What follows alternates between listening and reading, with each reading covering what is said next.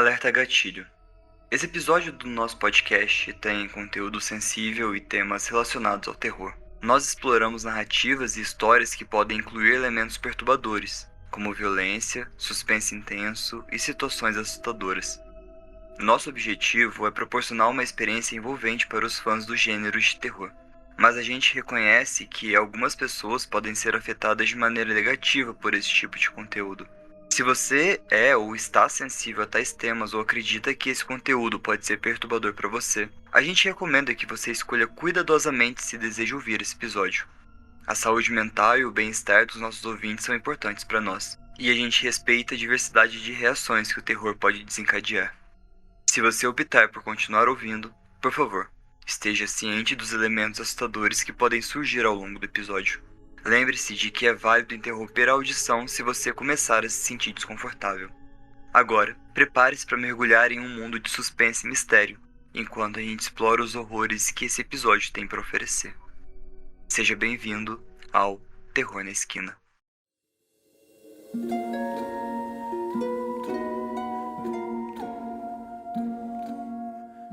Bom dia, boa tarde, boa noite, queridos ouvintes. Bem-vindos a mais um episódio de Terror na Esquina. Eu sou a Má e aqui comigo hoje temos o Fê. E aí, pessoal, tá começando mais um episódio do Terror na Esquina. Sejam bem-vindos ao segundo episódio do ano. Gente, e como eu não estava no primeiro episódio do ano, feliz ano novo! Que 2024 seja um ano de muita fartura para todos nós. E fartura, assim, de dinheiro, de saúde, de ouvintes, de amor. Paz para quem quer, né? Vou desejar paz para quem quer, porque nem todo mundo quer paz. Mas que haja muita fartura. Eu fui muito péssimo, porque a gente gravou o primeiro episódio antes da virada do ano, e eu não desejei feliz ano novo pro pessoal, você acredita? Então que bom que eu lembrei, né? Sou um péssimo host. Então, feliz ano novo, pessoal. Tudo de bom pra gente esse ano, que 2024 seja maravilhoso, porque 2023 foi um ano de muita transformação. 2023 foi muita transformação, gente. Eu sei que 2024 tem mais uma transformação pra fazer, mas assim, tipo, eu quero terminar de transformar o que eu tenho pra transformar agora em 24, entendeu? Porque pra mim chega, vamos deixar só pra daqui a 30 anos, quando chegar meu próximo retorno de Saturno. Mas eu ainda tenho coisa pra mudar esse ano, tenho que resolver. Que 2025 eu tenha paz. Eu não tô nem pedindo paz pra mim em 2024. Se vocês viram foto, eu passei até de vermelho, que eu quero uma paixão. Quero assim, fogo, a vida nova, um trem bem interessante. Mas, né, não me desejem paz, me desejem fartura. Fartura de dinheiro, de saúde, de sexo, de amor, de companhia, de sucesso profissional. Fartura. Mas é que fartura é uma palavra muito engraçada pra mim que sou mineira, porque fartura parece, né, que tá fartando.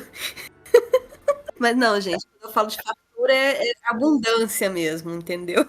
Mas o raio do mineiro, infelizmente, às vezes a gente ouve fartura e tá fartando alguma coisa, mas não é nesse sentido que eu desejo fartura pra ninguém, não. Quero que sobre, que abunde, que a gente tenha pra nós e pra dividir.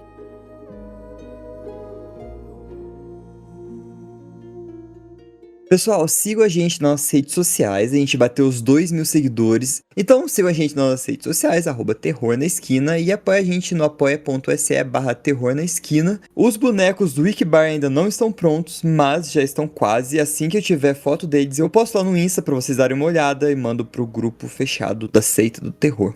Então o pessoal que apoiar agora ainda vai receber o boneco? Essa temporada vai até o meio desse ano, o Wikibar vai ficar nesse primeiro semestre. Vocês estão pegando o bonde, hein? Tá esperando o quê pra assinar o Terror na Esquina? Assina Terror na Esquina. Mas sem mais enrolação, eu vou ler a primeira creepypasta, que esse episódio é de creepypastas clássicas. Se você ainda não leu o título e só deu o play. Olha, na verdade, elas são clássicas, mas eu abri aquele iceberg chart, aquele gráfico do iceberg, peguei as creepypastas que estavam lá no fundão, sabe? Esse iceberg eu tirei do Creepypasta Fandom, e a creepypasta se chama Unhas.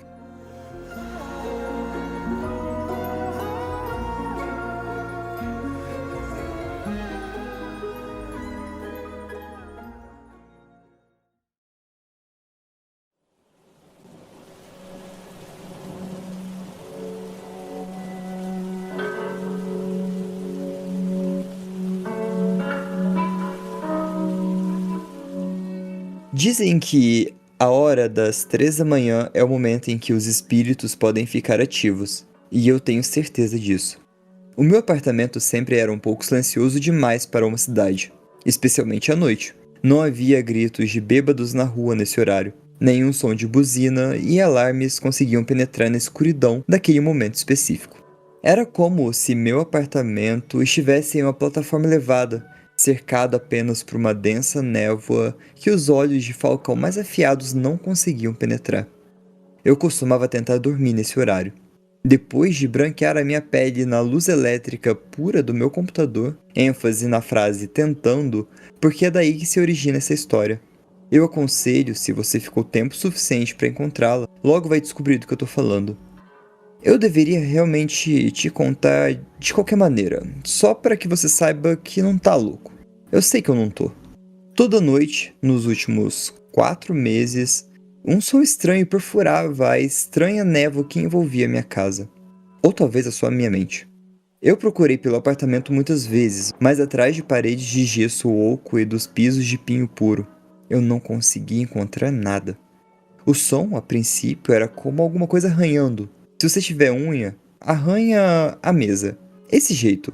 Era lento, e toda vez que eu ouvia, eu congelava.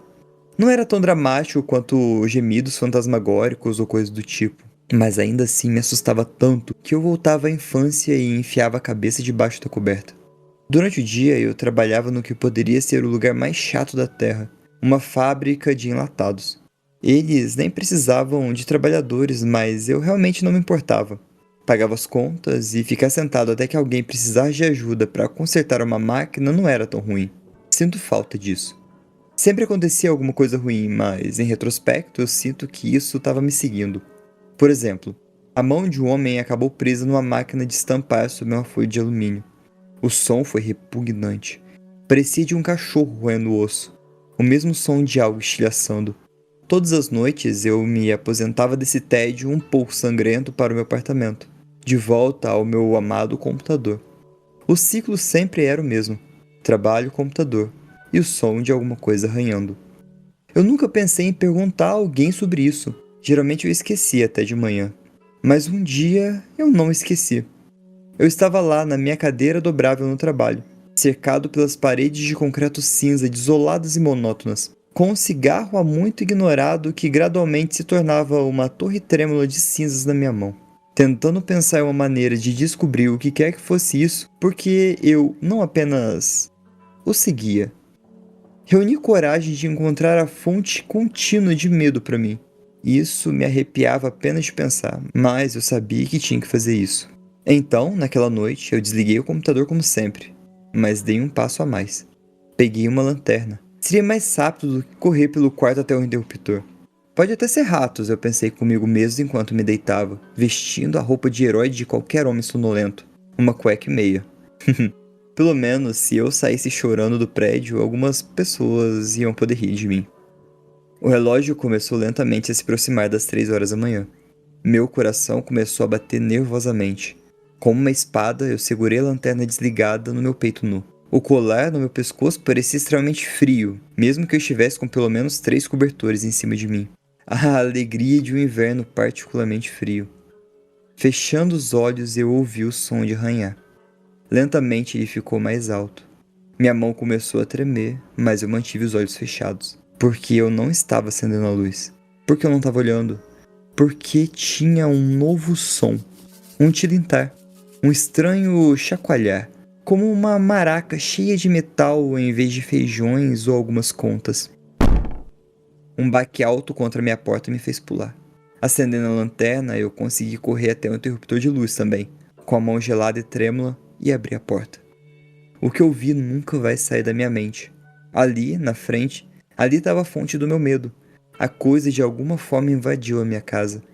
Uma criatura estranhamente pequena, semelhante a uma criança faminta com uma pele excessivamente pálida. Era como um cadáver jogado na água, pois sua pele tinha uma tonalidade azul. Cada veia era visível. Ah, como eu queria vomitar vendo aquilo. Mas fica pior. Estrategicamente colocados na carne dessa criatura, tinha longos pregos de metal, através das pontas dos dedos e dos pés. saindo do pescoço e dos ombros, descendo pelo peito e saindo dos olhos. Eu gritei, mas eu não sabia. Alguém ouviria através da névoa que cercava da minha casa? Eu ouviria? Eu não conseguia parar de olhar. O sangue seco, rachado contra aquela carne em decomposição. Isso me fez querer vomitar de novo. E um rio quente e gotejante de vômito saiu da minha boca pro chão. Eu recuei quando a criatura deu um passo. Seu cabelo desgrenhado estava faltando em pedaços e, enquanto ela se aproximava, os pés se arrastavam no chão. Os pregos nele fazendo um som de arranhar. Porque eu tinha que manter o meu quarto em um estado de caos contínuo. Eu sei, mas a minha bagunça era surpreendente. Claro que eu caí. Rastejei para trás e estava horrorizado com a coisa morta. Eu percebi que ela não se movia corretamente. Ela andava estranho, ela não só andava. Seus movimentos eram rápidos e desconjuntados, e um pé arrastava para trás enquanto o outro avançava na minha direção. Na mão havia um martelo enferrujado e pesado, pingando com o que esperava que fosse água. Era ligeiramente cor de ferrugem. Eu não suportava ver aquilo, mas na outra mão tinha uma sacola plástica de supermercado que estava cedendo um pouco, e a visão do que havia dentro me fez soltar um gemido audível e provavelmente com cheiro de bile. Um prego se destacava. Eu gritei, e quando a coisa pulou em cima de mim, quando eu senti o primeiro prego entrar no meu olho, foi pior. Através do sangue bloqueando minha visão, eu podia ver a sua boca minúscula se abrir em um sorriso largo, os pregos em seus lábios fazendo com que se dividissem e derramassem sangue podre em mim. Eu gemi de dor de novo quando outro prego entrou no meu segundo olho. Cegamente eu bati, mas foi em vão. Talvez acabasse logo, talvez a morte fosse melhor do que ser atormentado por essa coisa podre. Mas ainda, os pregos entravam. Ainda eu gritava, especialmente quando era arrastado. Eu não conseguia ver para onde, mas droga, doía. Agora se foi, a criança pregada. Eu não sei para onde foi, mas eu sei que em algum lugar ela vai sair às 3 horas e eu também. Acho que você deveria verificar seu relógio, porque parece que essa sacola na minha mão tá prestes a se romper. Eu tô tão animado para te encontrar.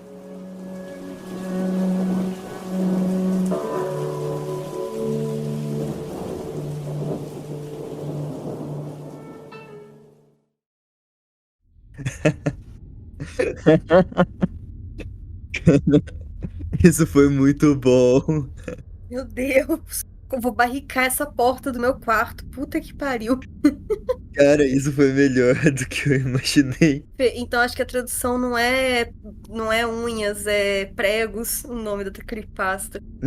Pode ser. Não, mas é unhas por causa do arranhar de unhas. Ah, pode ser, entendi. Mas nails de prego, pode ser pregos. Eu vou arrastar o móvel pra frente da minha porta. Eu tenho 2 portas. Eu não tenho móvel suficiente pra barricar as 2 portas. Me ferrei. O negócio vai ser dormir antes das 3 da manhã hoje. Puta que pariu. Cara, ai, eu tô nervoso. O negócio é não deixar. Não deixar eu ficar acordado. Credo, tô bizarramente assustado. Fazia tempo que eu não ficava assustado com uma creepypasta assim. Também. Tô agoniada. Nossa. Muito bom. É, Fê. Então vamos aproveitar que a gente já tá com medo. Deixa eu te contar mais uma creepypasta. Mas essa tem um título muito interessante. Chama Experimento Romeno do Conhecimento. Só bora.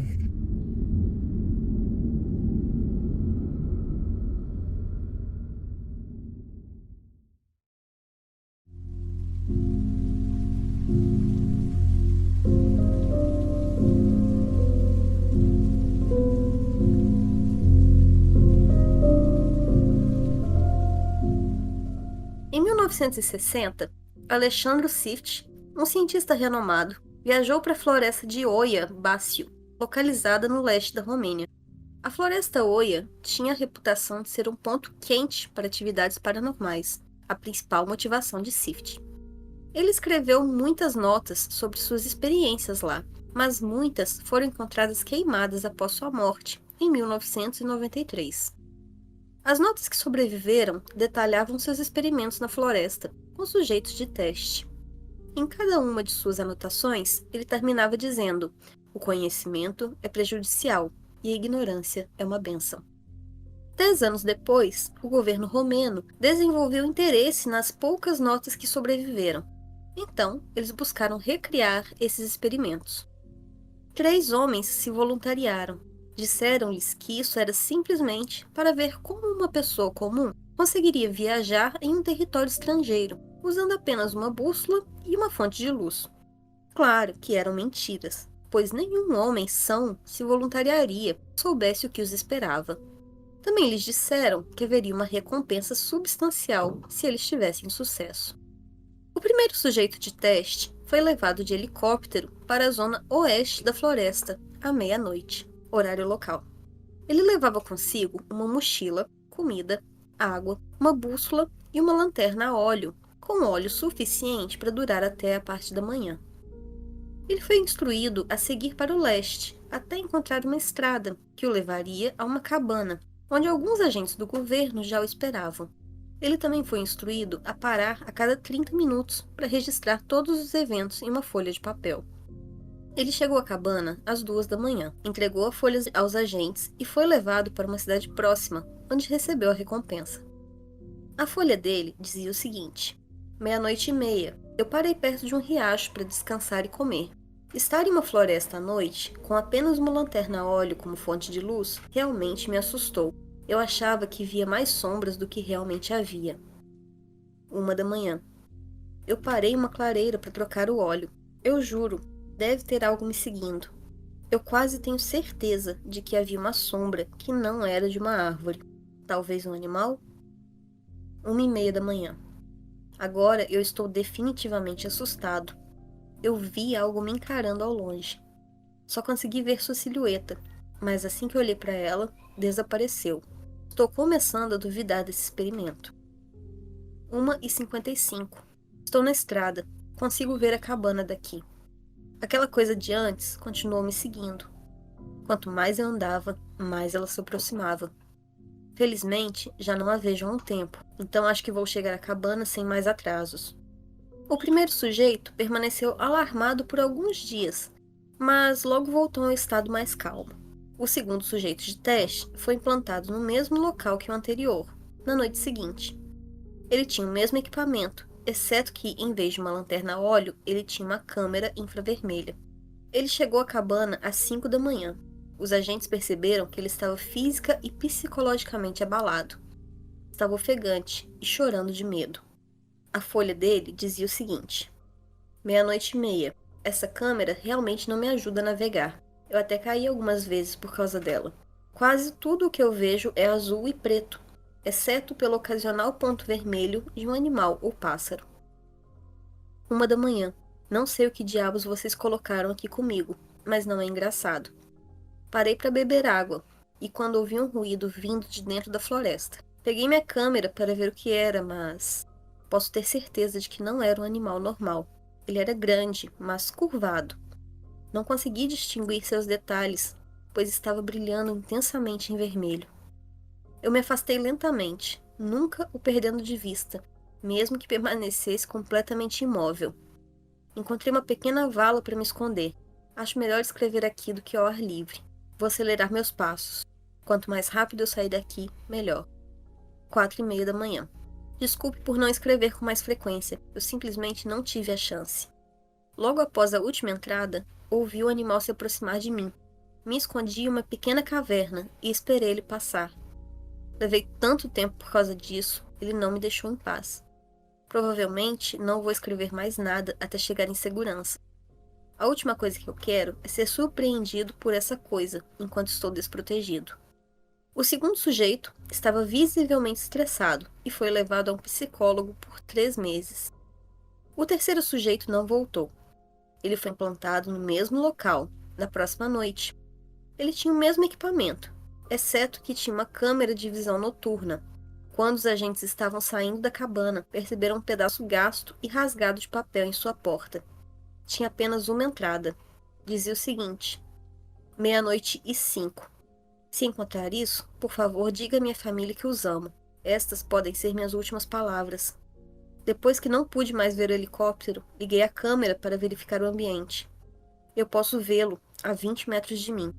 Não se move enquanto escrevo isso. Nem pisca. Não tem sobrancelhas. É mais alto do que qualquer humano ou urso que eu já encontrei. Está curvado como um gorila, apoiando seu peso nas extremidades de seus membros.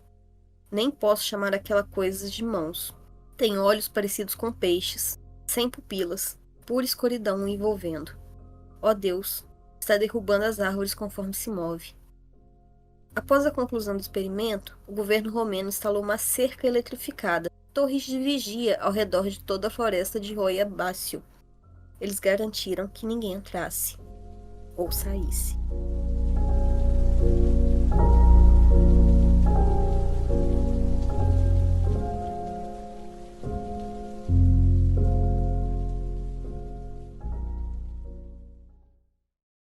Eu fiquei com medinho também. Eu já não gosto muito de floresta, de meio do mato à noite. Não gosto de escuridão. Mas tá doido. Ai, cara, tem uma lenda dessa floresta ser paranormal. Essa floresta existe, caralho. Ela existe. Não tá passando nem Wi-Fi, Tia Tami, nem Wi-Fi. Puta que pariu. Existe. Ainda bem que é bem longe, né? A gente não vai lá.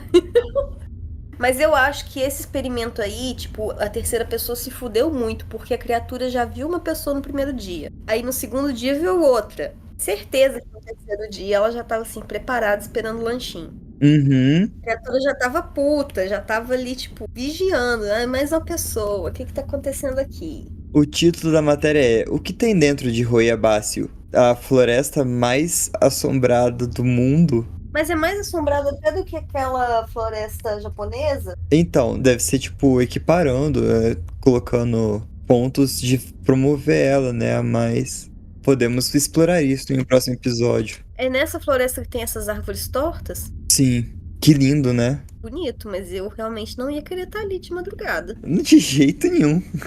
De jeito nenhum. A próxima creepypasta ela foi postada pelo Mr. Stuff e ela se chama Síndrome de Charles Bonnet.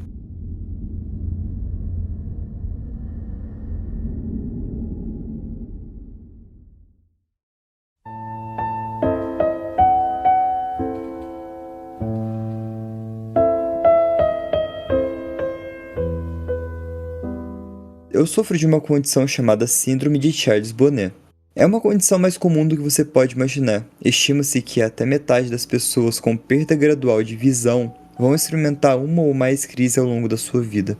No entanto, eu estou disposto a apostar que a maioria de vocês nunca ouviu falar disso.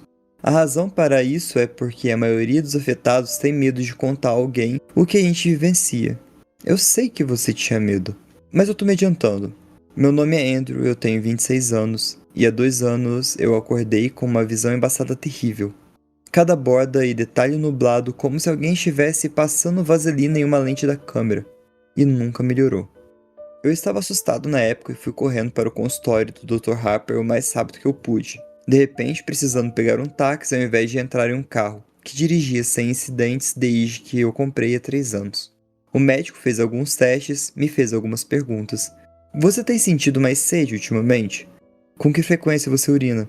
Como você descreveria seus níveis de cansaço? E então me deu um diagnóstico que mudou minha vida para sempre. Diabetes, tipo 1. Ele explicou que eu precisaria tomar injeções de insulina a cada refeição, que comer os alimentos errados sem monitorar o nível de açúcar no sangue poderia me fazer entrar em coma, ou algo pior. Então ele chegou aos meus olhos. Andrew, seu diabetes resultou em maculopatia. Você sabe o que é? Eu balancei a cabeça de uma forma idiota, já atordoado com o choque do meu diagnóstico. E o Dr. Harper continuou. É quando o diabetes afeta os vasos sanguíneos no fundo do seu olho, bloqueando eles fazendo que vazem pela mácula.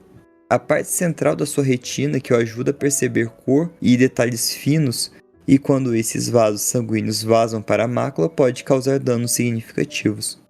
Com um nó na garganta eu perguntei, ok, mas como a gente pode melhorar isso? Eu não conseguia ver o rosto de Dr. Harper direito quando ele falava, mas seu tom de voz foi suficiente para me dizer o que eu temia. Eu sinto muito, Andrew. Talvez se tivesse descoberto um pouco mais cedo a gente poderia ter algumas opções de tratamento, mas eu receio que o dano tenha sido bastante extenso. Podemos tomar medidas para interromper o desenvolvimento na condição, mas, infelizmente, é irreversível. Senti como se o mundo tivesse desabado ao meu redor. Eu tinha apenas 24 anos, ainda no meu auge físico. Era ativo, jogava basquete e andava de bicicleta algumas vezes por semana. E agora minha saúde, meu corpo e minha visão tinham sido tirados de mim. Os primeiros 6 meses foram difíceis. Terminei com minha namorada, uma doce garota chamada Holly, que tentou fazer dar certo, mas não conseguiu porque estava sempre muito irritado. Eu perdi meu emprego porque, se tem uma coisa que um arquiteto precisava, eram os olhos. Até mesmo briguei com muitos dos meus amigos, inventando desculpas para ir encontrá-los até que eles pararam de me perguntar. Na verdade, era ciúmes da minha parte. Inveja de que eles continuavam vivendo enquanto tudo o que eu esperava tinha sido arrancado de mim. Me tornei recluso, nunca saindo do meu apartamento, mal me incomodando em lavar, fazer a barba ou me vestir todos os dias. Eu estava tão certo de que minha vida havia acabado que eu parei até de tentar viver. Eu era um idiota. Levou um bom tempo para eu perceber isso, mas no final, foi a enfermeira designada para me visitar em casa, uma mulher alta, prática e experiente chamada Lois, que me chamou a atenção. Você é um idiota. Que eu arfei chocado com a sua linguagem. Você tem diabetes. Sabe quantas pessoas têm? Ela perguntou e antes de esperar minha resposta continuou. Você acha que todas elas se escondem em seus apartamentos, recusando a seguir em frente com as suas vidas? Perder a visão é terrível e você tem a minha simpatia, mas Andrew, isso não é uma desculpa para você desistir. Mas você não... Eu tentei argumentar, tentei me defender, mas ela não tinha terminado. Entende? Um dos homens mais corajosos que eu conheço ficou paralisado do pescoço para baixo quando era apenas uma criança e ele não desistiu. Você pode fazer muito mais com a sua vida e tem pessoas que querem ajudar você a fazer isso. Mas você nem se incomoda em tirar essa maldita barba feia. Parece um chorão e faz alguma diferença. É claro que isso não aconteceu do dia para noite. Eu discuti com ela. Eu estava furioso com a insensibilidade direta dela e eu disse para ela ir embora. Eu disse que eu contaria aos superiores dela, mas ela riu e disse que eu não ia fazer isso. Você não vai fazer porque você é um cara inteligente e tem muito orgulho para isso. Eu te vejo na próxima semana. E naquela noite eu fiz a barba. Abri minhas cortinas e realmente olhei ao redor. As coisas estavam embaçadas, mas quando eu olhei de verdade, eu pude ver as coisas espalhadas pela minha casa. A bagunça que eu permiti acontecer. Quando Lois voltou na semana seguinte, o lugar estava arrumado. Eu estava barbeado, vestido, e eu até tinha tentado pentear o cabelo. Ela não disse nada sobre isso. Não mencionou a discussão da semana anterior, mas me levou para tomar um café na rua. Ela me guiou pela calçada até a cafeteria, conversando comigo, me tranquilizando. Era intimidante, mesmo que fosse a menos de um quarteirão de distância, mas eu me senti tão orgulhoso quando eu cheguei lá. Conversamos, eu e Lois, acho que eu até ri. Depois ela me acompanhou de volta para casa. Então, quando me ajudou a entrar, ela disse: "É bom finalmente te conhecer, Andrew." Aquele dia foi o começo da minha nova vida. Mudei para um novo apartamento, no térreo, e me juntei a um grupo de outros jovens com deficiência visual. Fiz amigos. Saí todos os dias, mesmo que fosse apenas por uma curta caminhada, mas fiz questão de ver o que eu podia ver do mundo. Comprei o que pude, mas os Sowers, a casa de idosos que administrava a loja local, trazia minhas compras uma vez por semana. Clark é um velho ranzinza, então ele se recusou a me mimar. E ele me disse que me respeita por eu ser como sou, por minha independência, por não desistir. Vindo de um cara como ele, é uma das coisas mais doces que eu já ouvi. As coisas estavam indo bem, até que há um ano começou. Eu entrei na minha sala de estar, uma xícara de café na mão, e vi uma carruagem fúnebre vitoriana parada ali, no meu tapete, completa com 2 enormes e orgulhosos cavalos em trajes completos, adornado com longas penas pretas em suas rédeas. Eles permaneciam perfeitamente imóveis, enquanto o motorista, um homem pequeno barbudo vestido a caráter com uma cartola, mexia-se com as rédeas e me olhava expectante. Bizarramente, eles estavam mais claros do que as formas borradas habituais que eu conseguia ver. Quase molhei as calças. Deixei a xícara cair, derramando um café escaldante sobre os meus pés descalços, recuando com um grito e dor com um alarme. Quando voltei minha atenção para os cavalos e a carruagem de volta à sala, eles haviam desaparecido. Naquele momento eu me perguntei se eu estava ficando louco. Aparentemente a maioria de nós fica, o que é compreensível. Como você se sentiria se tivesse visto exatamente a mesma visão em sua casa? A menos que você seja Jack, o estripador. Eu imagino que muitos de vocês não têm uma carruagem e cavalos apenas por aí. Eu certamente não tinha.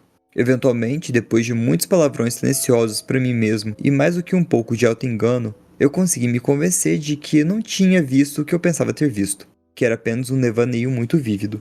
Isso parecia funcionar, e eu continuei vivendo, mesmo que entrasse na mesma sala um pouco mais cauteloso nos dias seguintes.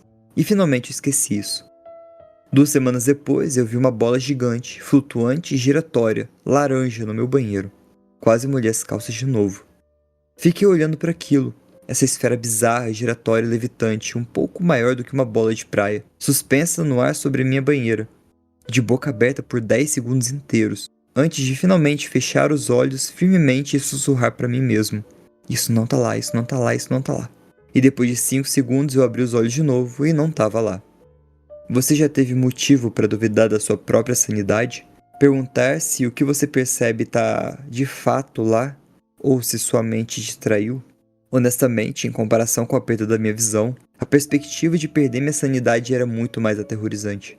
Eu tinha lutado contra a adversidade, e eu me orgulhava de fato de que não era apenas um sobrevivente, só alguém que tá vivendo a própria vida. Como eu poderia fazer isso se eu estivesse insano? Quase não dormi naquela noite, e fiquei nervoso por dias depois. Qualquer sinal de movimento ou qualquer forma desconhecida ia acelerar o meu pulso. Me faria duvidar se estava de fato lá. Foi o período mais difícil que já passei. Pior até mesmo do que aquele tempo depois de ser diagnosticado com diabetes. Pelo menos quando o Dr. Harper me falou sobre a diabetes, eu tinha um prognóstico definitivo. Recebi informações de profissional médico. Minha aflição era física, tinha um nome, e o mais importante, tinha um plano de tratamento. Isso era algo diferente. A minha própria mente havia se virado contra mim. Meus sentidos e percepção da realidade haviam se tornado distorcidos e pouco confiáveis. É apenas quando você está nessa posição que percebe o quão aterrorizante é. Seus sentidos e a maneira como seu cérebro os interpreta são as únicas defesas verdadeiras contra o perigo. Você percebe o perigo e o evita, impedindo que seu corpo seja prejudicado. Mas o que acontece quando você não pode confiar em sua percepção para alertá-lo sobre os perigos que realmente estão lá? Lois percebeu o problema primeiro, notando minha maneira nervosa. Ela perguntou o que estava de errado, se eu precisava conversar sobre alguma coisa, mas eu disse que não, que estava bem, mas que não estava dormindo muito legal. Essa última parte era verdade, eu não conseguia dormir nem um pouco. A simples ideia de ser institucionalizado, passar o resto dos meus dias como um zumbi sedado, vestindo com um pijama azul em uma sala branca com apenas os gritos ecoantes dos meus colegas, era aterrorizante. Mas qual era a minha alternativa? Viver a vida com um risco para mim e para os outros? No final, eu escolhi ignorar. Argumentei que fosse capaz de funcionar ao redor de outras pessoas sem que percebesse o que estava acontecendo. Isso seria o suficiente. Um mês inteiro se passou antes do próximo incidente. Eu realmente pensei que talvez tivesse deixado toda a bagunça para trás. Com cada dia que passava, minha confiança crescia. Então, naquela quarta-feira de manhã, saí na rua me sentindo bastante despreocupado. Todas as quartas eu me presenteava com um café latte lá no Joe's, a mesma cafeteria que tinha visitado com a Luiz. Era um costume que me dava muito prazer, que eu permitia fazer amizades com outros clientes regulares, assim como os funcionários, incluindo o próprio Joe. Enquanto eu caminhava pela rua, bengala branca na mão, olhei ao redor, observando as cores e formas do mundo ao meu redor. Eu curtia a sensação do sol no meu rosto e os sons dos pássaros cantando. Era um bom dia. Então eu os vi. Um grupo de peregrinos, 6 deles, todos vestindo trajes que eram de colonizadores, sentados de pernas cruzadas no asfalto. Eles não olharam para mim. Ao invés disso, estavam envolvidos em uma discussão acalorada, mas estranhamente silenciosa. Eu congelei e fiquei encarando. Ainda assim, eles discutiam, gesticulando furiosamente uns com os outros. No entanto, eu não consegui ouvir suas vozes zangadas. Apesar de, julgando pelo mau humor deles, eles deviam estar gritando uns com os outros. Paralisado pelo choque, a bengala branca caiu dos meus dedos entorpecidos, fazendo barulho no passeio. Eu virei para sair, desesperado para fugir da visão assombrosa dos colonizadores na estrada. Mas estava tão apavorado, com tanta pressa, que eu pisei na bengala. Ela rolou sob os meus pés e antes que eu percebesse, caí, tombando duro no chão. Eu não consegui evitar completamente a queda a tempo, batendo a bochecha com força no chão e esfolando as palmas da minha mão. Eu ouvi um grito de um transeunte, uma mulher amigável e preocupada se apressou ao meu lado. Ela se ajoelhou ao meu lado, me ajudou a levantar, aplicou um lenço de papel na minha bochecha latejante e informou que agora eu estava sangrando. Tentei dizer a ela que estava tudo bem e que não tinha nada de se preocupar, mas essa boa samaritana insistiu em me levar ao consultório do Dr. Harper para que os meus ferimentos fossem examinados.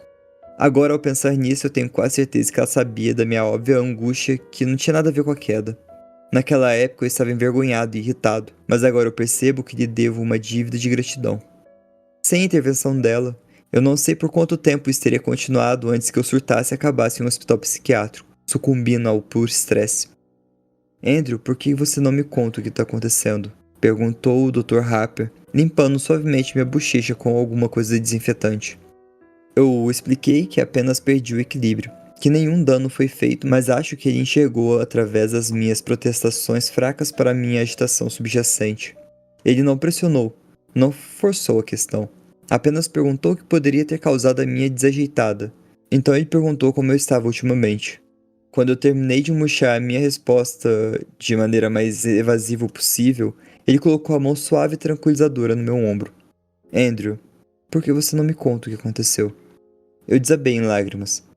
Eu lhe disse o quão assustado estava. Como eu havia lutado tão duro por minha independência e agora sabia que ela ia ser tirada de mim. Ele ouviu, pacientemente, então me pediu para dizer por que eu achava aquilo. Eu pausei então, respirei fundo e pensei sobre isso. Esse era o ponto de não retorno? Mas realmente eu tinha outra opção. Então, com lágrimas escorrendo pelo rosto, eu contei tudo ao Dr. Harper. Contei sobre os cavalos e a carruagem, sobre a esfera laranja e os peregrinos. Contei como eu vinha vivendo cada dia com medo, como eu estava aterrorizado de estar perdendo a minha mente. Dr. Harper pensou por um tempo e então ele disse: Andrew, eu não acho que você está perdendo a sanidade. A sensação de alívio naquele momento foi tão poderosa que me deixou sem palavras.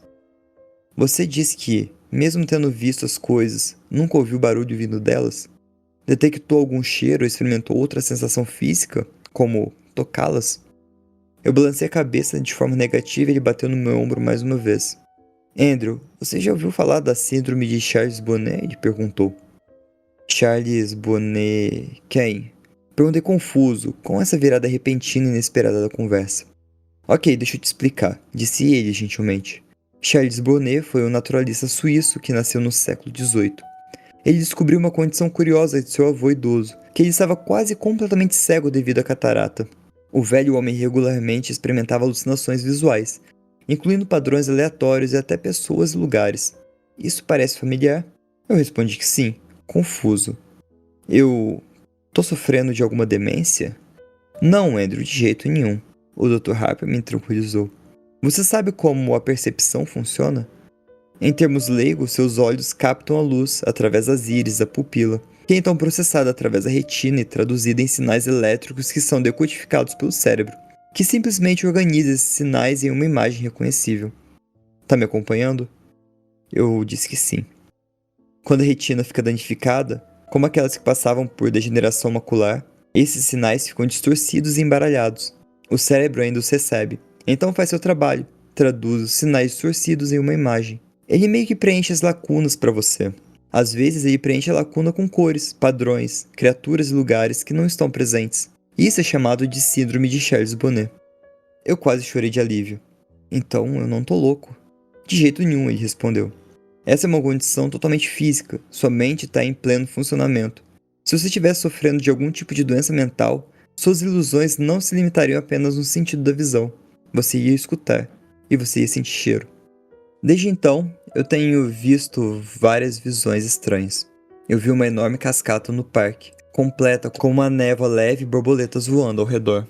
Vi um guerreiro nativo americano, com um grande cocar de penas, sentado em um barquinho no balcão da cafeteria. Vi uma estrutura intricada e completamente impossível de andaimes cruzando toda a frente de um prédio de apartamentos. Caramba, no 4 de julho do ano passado, eu até vi um grande dragão verde planando no céu, torcendo e se contorcendo pelo ar. Todas pareciam totalmente e completamente reais. No entanto, agora eu sabia que eram simples truques de visão. Elas não eram mais perturbadoras. Na verdade, eu até comecei a apreciá-las, considerando como shows ou obras de artes únicas e divertidas que existiam apenas para o meu prazer e de mais ninguém. Eu comecei a recebê-las. Então, há um mês, eu a vi. Era de noite. Sempre de noite quando eu a vejo. Eu estava me preparando para dormir. Eu entrei na cozinha para pegar um copo de água e realmente gritei de alarme quando avistei a figura no canto. Ela era alta, de longe a mulher mais alta que eu já tinha visto. E mesmo que estivesse encurvado, ela ainda tinha pelo menos uns 15 centímetros a mais do que eu. Eu estava acostumado a ver personagens e trajes datados e bizarros, mas isso era diferente. Não parecia um traje de época, em vez disso uma mistura bizarra de itens. Ela usava um paletó smoke, justo e preto, modelado para o corpo feminino, sobre uma suja e velha camisa social amarrotada. Para completar o conjunto, ela usava a gravata borboleta vermelha brilhante. Em suas mãos, que ela mantinha estendida para os lados como se encolhendo, ou talvez sentindo a chuva, ela usava luvas brancas sujas. Seus dedos eram desproporcionalmente longos, quase como os de uma aranha, e ocasionalmente se moviam, como se ela desejasse segurar ou apertar algo nelas. Na metade inferior, ela usava os shorts da mesma cor carmesim que a gravata borboleta, sobre meias calças pretas opacas. Suas pernas eram longas, ágeis, atraentes, se a verdade for dita, as pernas de uma dançarina. Ela também usava saltos vermelhos, da mesma tonalidade dos shorts e da gravata borboleta, mas eles brilhavam e cintilavam, lembrando os sapatos de Ruby de Judy Garland em O Mágico de Oz. Por mais estranho que fosse esse conjunto, eu não conseguiria tirar os olhos dela. A maior parte estava obscurecida por um chapéu coco, alegre, inclinado para esconder os olhos e nariz. Mas sob a aba do chapéu eu pude ver a pele mortalmente pálida de seu rosto e um sorriso que arrepiou a minha espinha. Era largo, demasiadamente largo, com dentes em excesso. Um sorriso que deveria ser uma expressão de calor, deveria parecer acolhedor e benevolente, mas o olhar no seu rosto exalava malícia. Parecia muito com a alegria que eu esperaria de uma cobra ao encurralar um rato. No entanto, o que mais me assustou foi que ela tinha um terceiro braço brotando de suas costas, enrolado e sobre sua cabeça como um ferrão de escorpião. Era mais longo do que qualquer braço deveria ser, e a mão tinha apenas 3 dedos como uma garra. Estava apontando diretamente para mim, e quando eu jurava desapontado, tropeçava para o lado, parecia acompanhar meu movimento. Fiquei olhando para a figura assustadora por alguns segundos, tentando entender a situação. Ela simplesmente permaneceu lá no canto, sorrindo de volta. Finalmente eu percebi que essa era a pior das minhas alucinações e respirei aliviado. Um truque que aprendi ao longo dos meses sofrendo a síndrome de Charles Bonnet é que quebrar a linha de visão em relação ao estímulo que meu cérebro está tentando interpretar acaba ajudando. Pensei nisso como reiniciar o computador com defeito, como refrescar o sistema para debugá-lo. Para isso, fecho os olhos e conto até 5. Então eu abro de novo e a alucinação desaparece. Eu vou ser honesto aqui. Quando eu contei até 5, eu hesitei um pouco antes de abrir os olhos. Se eu estivesse aberto e ela estivesse lá, sorrindo aquele sorriso maligno para mim, eu acho que eu poderia ter um ataque cardíaco. No entanto, ela não estava mais lá, e eu suspirei. Alguma coisa de alívio. Peguei meu copo de água e fui para a cama. A mulher alta assombrou meus pensamentos nos dias seguintes depois que eu a vi. Ela era diferente das outras visões que eu tinha. De alguma forma, ela parecia mais real. Foi essa agitação que meu amigo Jason percebeu quando nos encontramos para o almoço na sexta-feira seguinte. Jason era um daqueles amigos que eu tentei afastar logo depois de perder minha visão, mas ele se recusou a desistir de mim, continuando a entrar em contato semana após semana. Amigos bons são difíceis de encontrar, mas amigos excelentes, aqueles que vão estar lá do seu lado por toda a vida, são mais raros ainda. Jason, Deus abençoe o seu coração generoso. Você é um dos últimos. Você pode me contar o que tá acontecendo, cara? Ele disse quando a gente estava sentado comendo pizza. O que você quer dizer? Eu respondi. Você tá distraído, é como se estivesse procurando algo aqui o tempo todo. Você comeu, tipo, uma fatia de pizza no tempo que eu comi 4. Então, eu digo de novo, você tem que me contar o que tá acontecendo. Não é nada. Eu só tive uma alucinação algumas noites e isso me perturbou um pouco. Eu pensei que você estivesse tranquilo com essa coisa agora. Ele perguntou, colocando uma fatia de lado. Sim, eu tô. Quer dizer, eu tava, mas isso foi diferente. Ela me assustou. Ela? Ele perguntou. Me conta sobre isso. Então eu contei. Descrevi a mulher alta como ela me apareceu. Expliquei que, ao contrário das minhas outras alucinações, ela parecia mais real e que ela foi a primeira a apresentar uma mutação tão estranha e perturbadora.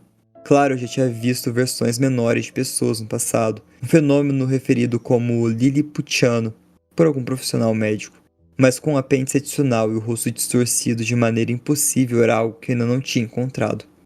Acho que foi isso, combinado com a postura desconcertante e expectante, que mais me perturbou. Então, você disse que ela tem pernas ótimas? Cala a boca, seu idiota, eu disse jogando meu guardanapo nele. Não, sério, eu entendo, cara. Se eu entrasse em um quarto e uma gigante mutante estivesse me esperando, talvez eu também me assustaria. Mas você sabe que ocasionou isso? É como o cocheiro e a cocheira que você viu. É uma condição que você sabe que tem. E você sabe lidar, né? Eu sei. Valeu, cara, você tá certo. Eu me senti melhor também, então eu sorri pra ele, dei uma grande mordida na minha pizza e mudei de assunto, perguntando sobre a ex dele, uma conversa na qual ele ainda estava mais feliz em se envolver. A próxima vez em que eu vi a mulher alta, pouco menos de uma semana depois, eu estava escovando os dentes. Eu estava de pé no lavatório, escovando, quando eu avistei a figura no espelho. Ela estava no corredor escuro, espiando ao redor da porta atrás de mim. O mesmo sorriso sinistro que eu tinha visto antes esticado em seu rosto estreito e uma careta distorcida. O chapéu coco sujo empurrado para baixo sobre os olhos dela mais uma vez. Cada uma daquelas 3 longas mãos de aranha segurava o batente da porta. Por mais louco que isso parecia que ela estava tentando evitar ser vista.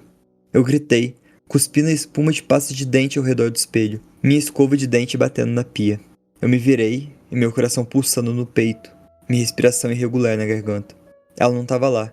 Claro que ela não estava. A passagem estava vazia. Eu avancei em passos de gato, hesitante, tentando olhar ao redor da porta para o corredor, sem realmente esticar o pescoço em suas sombras. Os segundos se passaram enquanto eu me aproximava, cada vez mais. Eu não conseguia ver nada. Então, finalmente, com um sussurro de autoafirmação, saí do banheiro. O corredor estava vazio, assim como o restante do meu apartamento. Eu estava tão abalado de novo. Essa foi a primeira vez que eu via uma alucinação em um reflexo, e eu nem estava certo de tê-la visto de verdade. Agora, enquanto eu escrevo isso, sabendo o que viria a seguir, acho que eu pensei assim para tentar me proteger, me blindar de verdade. Eu era um idiota. Uma quinzena passou sem um incidente. Claro, eu vi um flash de cor um dia, um raio amarelo dançante que zigue-zagueava pra frente e pra trás na rua fora do meu apartamento, mas isso era exatamente o tipo de coisa que eu esperava da minha condição. Era excitante, sobrenatural, mas não era assustador. Não era como ela. Em retrospecto, essa quinzena foi uma brisa. Foi um lembrete do que a vida poderia ser. A existência que tinha esculpido pra mim desde o meu diagnóstico. A vida era boa. A noite que mudou a maneira como eu vi a mulher alta. Ontem à noite, eu tinha saído e tomado algumas bebidas. Eu tinha me encontrado com outros caras com deficiência visual para jantar e acabamos em um bar depois. Eu não estava bêbado, mas a gente bebeu cerveja entre nós e quando saí para tomar um ar fresco, eu me senti decididamente tonto. Levei um tempo para chegar em casa, rindo e conversando com alguns dos outros caras do nosso grupo enquanto a gente caminhava. Tinha sido uma noite ótima. Foi provavelmente a última noite verdadeiramente boa que eu tive. Eu desejei boa noite aos outros caras e tateando com a chave e eu me deixei entrar. Com passos oscilantes entrei no corredor, batendo a porta um pouco mais alto do que deveria. Tirei meu casaco, pendurei um gancho perto da porta e então apaguei a luz. Ela estava me esperando no final do corredor, todas as 3 mãos erguidas como garras, me alcançando o mesmo sorriso enlouquecedor e malévolo em todo seu rosto pálido. Eu jurei de novo, mais alto do que nunca, realmente dando um passo para trás, recuando da figura impossivelmente aterrorizante e alta, à espreita da minha própria casa. A mulher alta não se moveu, apenas ficou lá olhando sorrindo para mim. Eu encarei de volta, mas com certeza não sorri. Jesus Cristo. Você sabe como pode se sentir um pouco paranoico depois de algumas cervejas? Aquela sensação de apreensão pós-álcool não específica. Imagina isso combinado com uma gigante mulher mutante sorridente aparecendo de repente na sua casa. Pra dizer a verdade, foi muito, nada legal. Eu não preciso disso.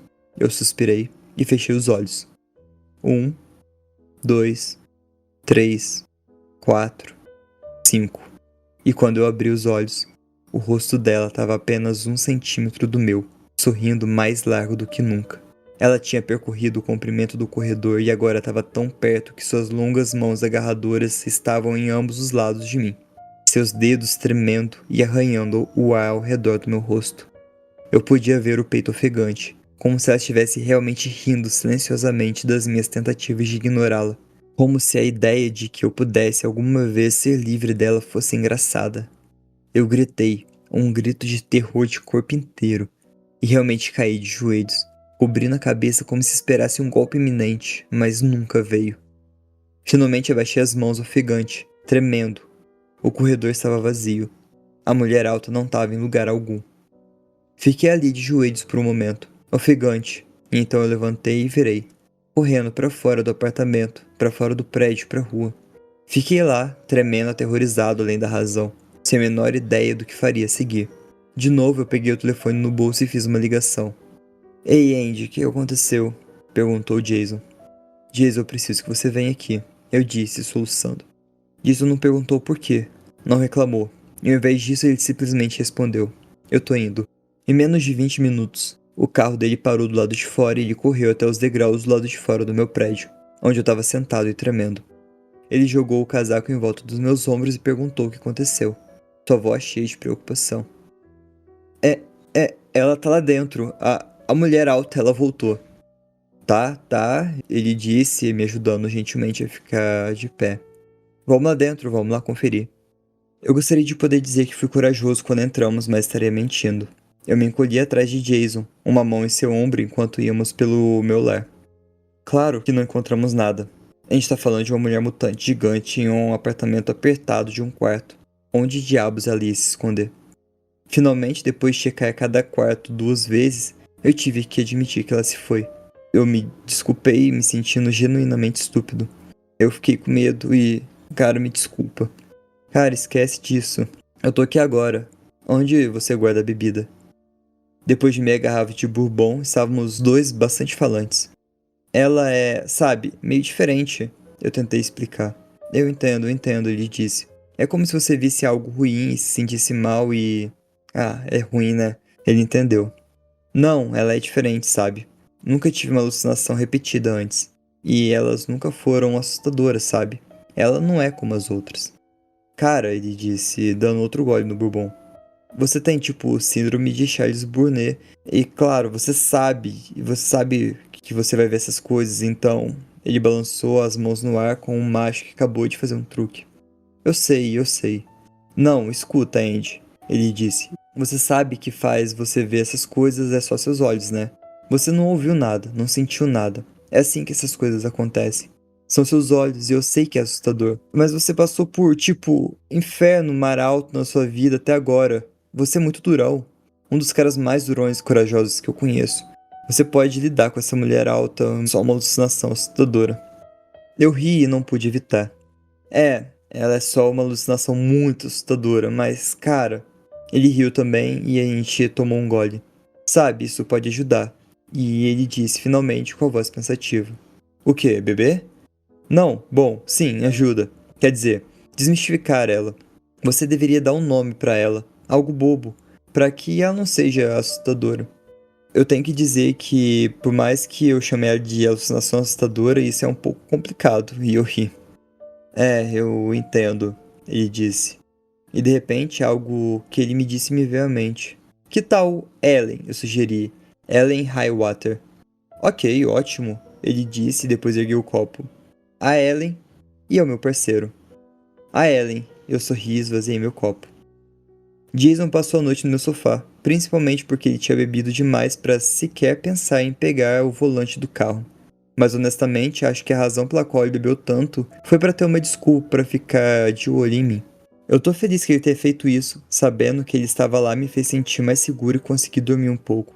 Me deu uma sensação de segurança saber que se a estranha visão que eu acabara de nomear de Ellen aparecesse de novo eu poderia chamá-lo para me apoiar. Essa manhã, nós dois precisaríamos de apoio.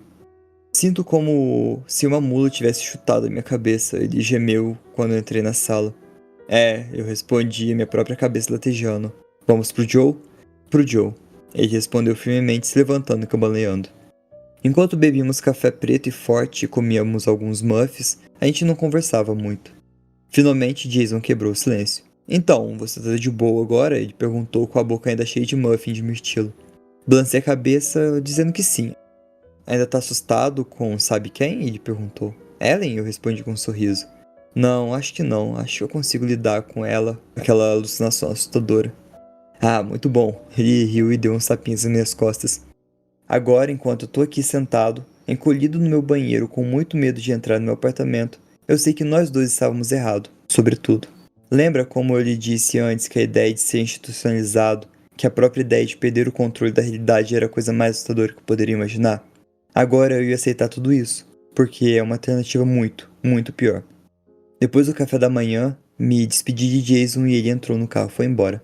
O dia passou sem incidentes e quando Luiz parou por lá essa tarde, até comentou sobre o quão animado eu parecia. Você também tem uma mulher na sua vida? Ela perguntou de forma casual. Eu ri disso, imaginando o que ela pensaria se soubesse a verdade. Sim, eu ri. Alguma coisa assim. Bom pra você, ela resmungou. Tenha certeza de tratá-la bem. Isso me fez rir ainda mais, e tive que morder os lábios. Claro, eu respondi, eu vou fazer o meu melhor. Essa noite, ainda um pouco cansado dos esforços da noite anterior, eu decidi ir pra cama mais cedo. Escovei os dentes, lavei as mãos e o rosto e me troquei. Finalmente peguei o copo de água e entrei no meu quarto. Me deitei na cama e instantaneamente me senti tão relaxado. Em questão de segundos estava pronto para dormir. Aquela súbita sonolência avassaladora que surge quando você passou o dia todo mantendo o sono à distância. Decidi que a resistência era inútil e me sentei para apagar a luz.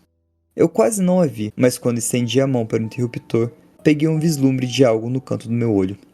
Meu coração pulou na garganta quando eu olhei para o pé da minha cama.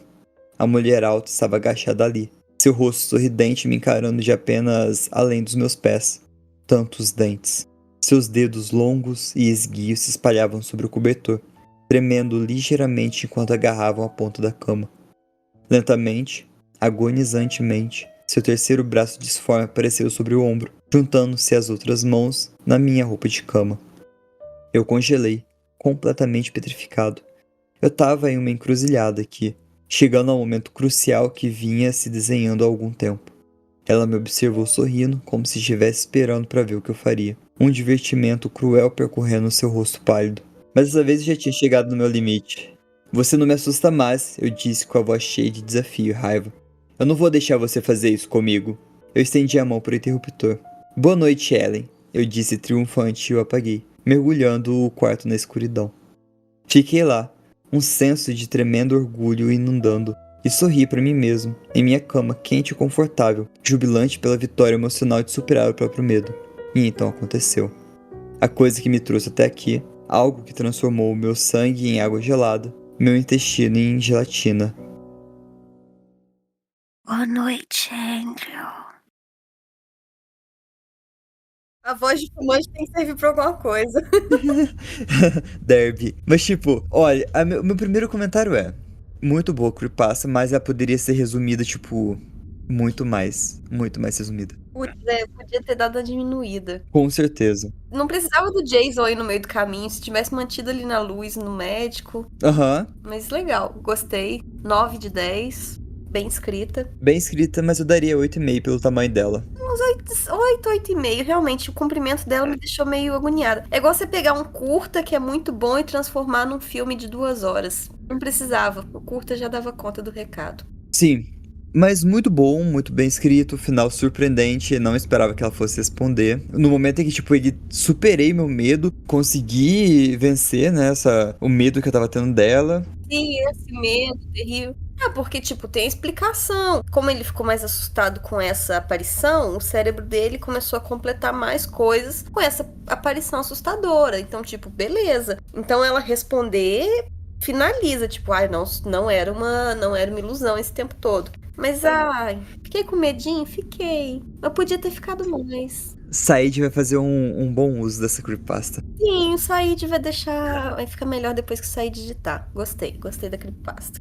Obrigado, Said. Obrigado. Coraçãozinho na mão. Se vocês querem continuar ouvindo o Terror na Esquina bem editado do jeito que ele tá, gente, considere apoiar, porque é com apoio que a gente paga o nosso editor. Said, eu confio em vós, segunda tia Tami. Então, só pra encerrar, eu vou ler pra você mais uma creepypasta, dessas que você selecionou. A creepypasta chama Perda de Geração.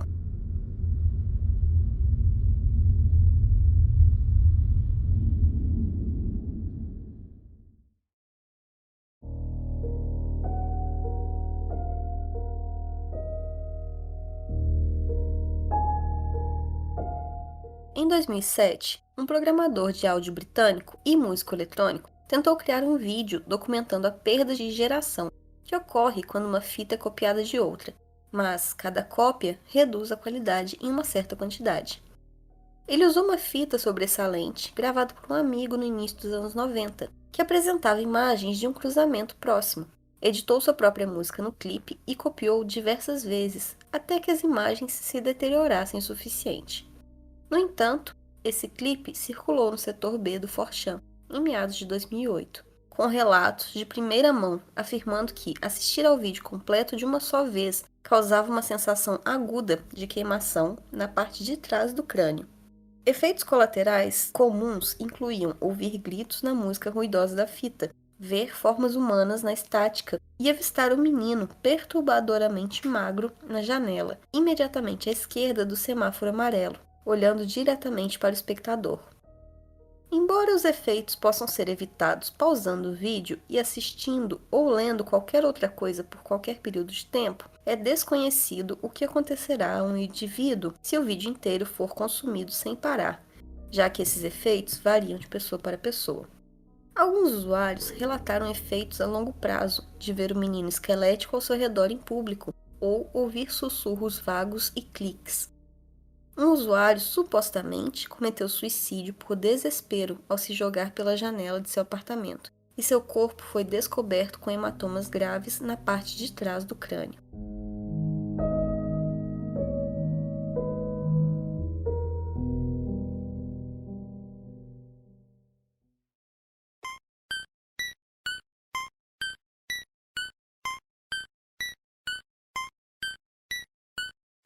E aí tá o clipe, que eu não vou assistir, porque eu já estou há muito tempo. Eu estou há tempo suficiente na internet para saber que eu não quero assistir esse tipo de coisa. A Demonstration of VHS Generation Loss. Tá aí o clipe. Eu vou tentar postar isso no Insta pros ouvintes. Tem umas imagens também que eu vou upar junto. A unha tem uma imagem lá do relógio mostrando 3 horas. E vou postar as fotos da floresta romena aqui, que é bem bizarrinha e linda. Muito, muito linda. Esse foi o episódio. É isso, gente. Então eu espero que vocês verifiquem aí o seu nível de glicose com uma certa regularidade e tenham cuidado nas esquinas. Tchau!